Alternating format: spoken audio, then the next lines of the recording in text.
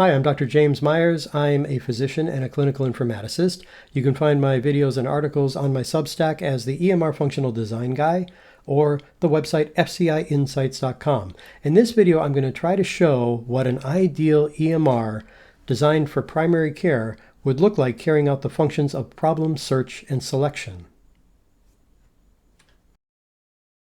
So here's my depiction of today's modern EMRs that we all use.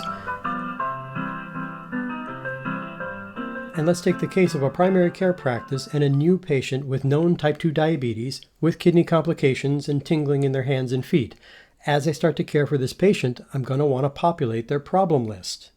So I'll go to my EMR search window, which looks something like this, and maybe type the first part of the word diabetes, and I'll get a long list of candidates. Know that there are over 100 potential diagnoses just for type 2 diabetes and several hundred overall. They're supposed to appear in most EMRs with the most commonly used or most recently used choices at the top, although it tends to be pretty inconsistent. You find very similar problems worded in different ways, capitalized different ways, and nothing is organized hierarchically. So if I want to find several related diagnoses, it can be a lot of searching. Let's take this case.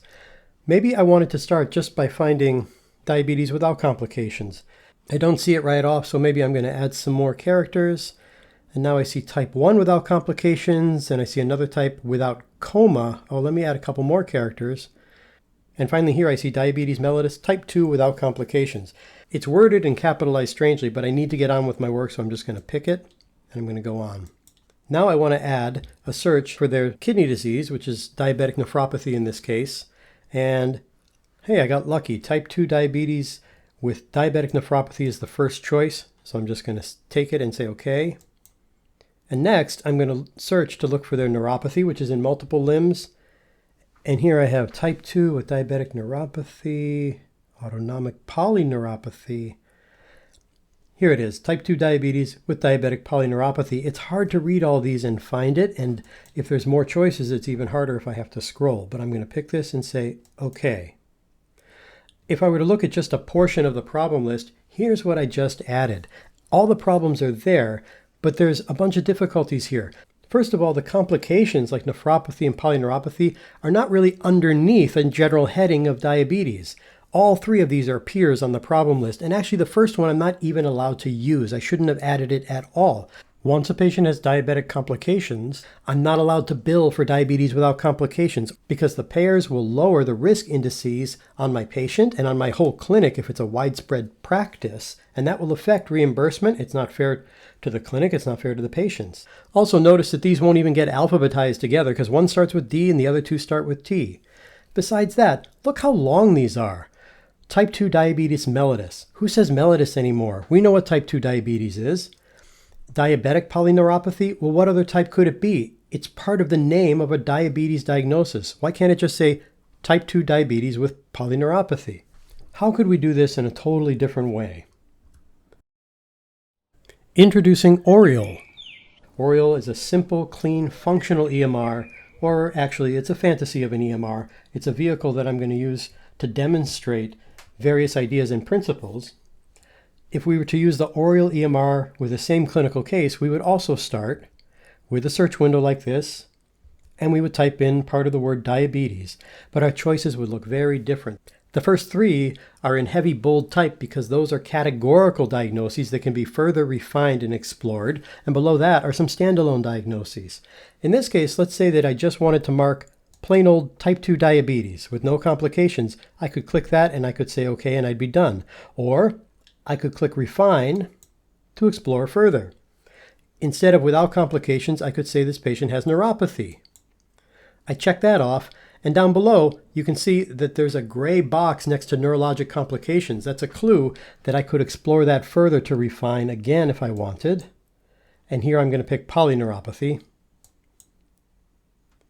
And I could say OK, or I could click the back key, go back, and say, they also have diabetic nephropathy. And in this case, I don't want to refine that further, so I'm just going to say OK. Now let's run back and see how long that would take for an experienced user of Oriole and see what the results are like. They start by typing part of the word diabetes. I don't have to click off type 2 diabetes if I know I'm going to refine it. I just click refine. That's one click. There's diabetic nephropathy right under my mouse, 2 clicks.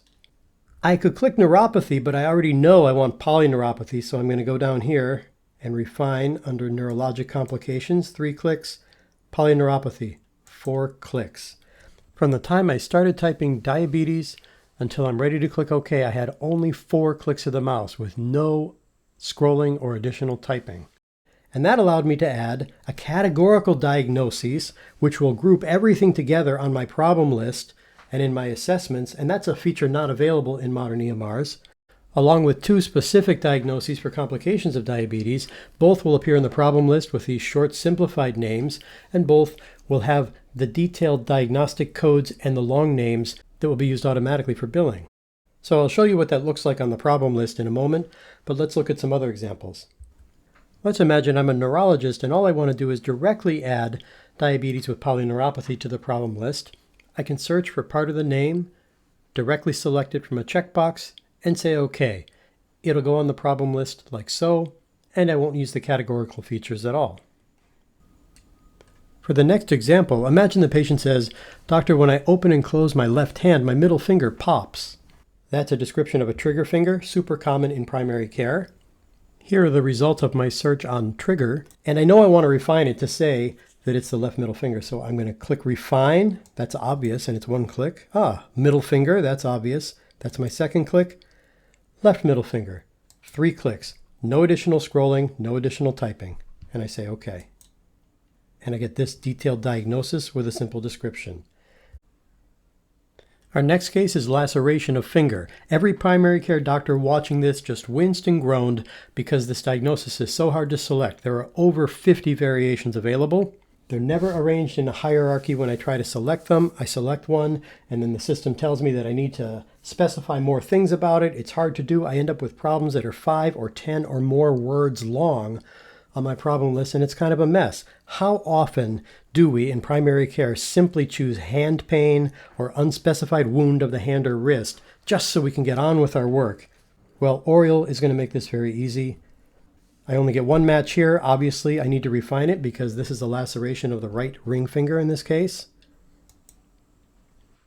And there's ring finger, the only choice that makes sense next. And now here pops up with damage to nail and with foreign body. Out of all the complications of a laceration, why do these 2 pop up right here? That's because the ICD-10 hierarchy designates that you have to answer these 2 questions in order to assign a laceration to a particular finger.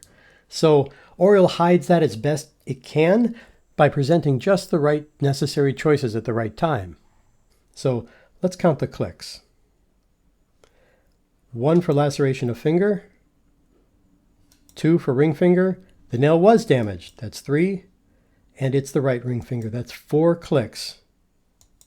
And what I added was a problem with a 6-character ICD-10 code, a laceration with 4 separate modifiers. Without foreign body, right side, ring finger with damage to nail. If you're an EMR user, I challenge you to do any of these examples anywhere near that efficiently on your current system. If you're an EMR developer or user interface designer, I challenge you to tell me it can't be done, because it can. One thing worth mentioning here is that laceration of finger doesn't really have 52 variations. It really has 156, because for each variation, there are 3 cases of a 7th character of the ICD-10 code for initial, subsequent, and sequela encounters. That has nothing to do with medical problems. That's practice management and billing. It doesn't belong in the ICD-10 scheme, but we're stuck with that. That's another issue. However, Oriole is going to save you from that. You're never going to see those in search results. You're never going to see them on the problem list. It'll be managed in a somewhat automatic fashion at the time that you're billing for the visit, where it belongs. So what would this look like on a problem list? Here you can see type 2 diabetes is a categorical problem, and then trigger finger and laceration are under it. If I clicked on this triangle, I would open the category, and there are my complications, looking as if they're attributes of the general categorical problem, which they are, even though behind the scenes they're each a separate, specific coded diagnosis. So that's it for this video. In the next part, I'm going to show you how we would assess problems in an actual encounter using this problem list scheme, and how we would assign the diagnoses for billing.